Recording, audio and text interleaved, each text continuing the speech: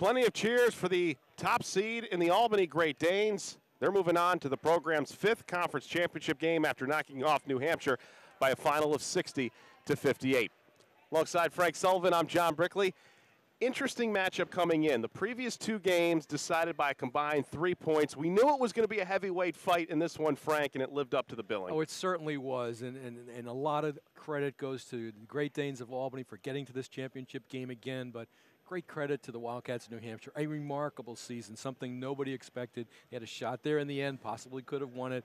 But the Great Danes did a great job defensive rebounding, especially when the Cats couldn't make any shots. It was a lot of one-and-dones. For the Great Danes, we see the return of Peter Hooley to maximum minutes, too, and I think that invigorated them very much so in the second half. Yeah, let's take a look at the highlights, and it really was a back-and-forth battle between these 2 teams from start to finish. Albany started off sluggish, but then came on strong. Yeah, and in the second half played superb defense. You know, we had a first half with some great shooting, specifically behind the three-point line, but the Great Danes cranked up the defense in the second half. They were dead eyes at the free throw line as well in the end of this game. And New Hampshire started off strong, but in that second half really tailed off because of that great half-court defense by the Great Danes. They really did. Everything was contested. There were no easy baskets to be made, no easy looks to be made. And as we talked about, the Danes finished every defensive possession with a miss and a rebound, and that was effective. And Peter Hooley with a 21-point performance in the 60-58 victory. They move on as Albany now matches up with the 3 seed in Stony Brook. What kind of matchup can we expect in the championship game? That matchup, too, is very much a possession-by-possession battle. I think Stony Brook excited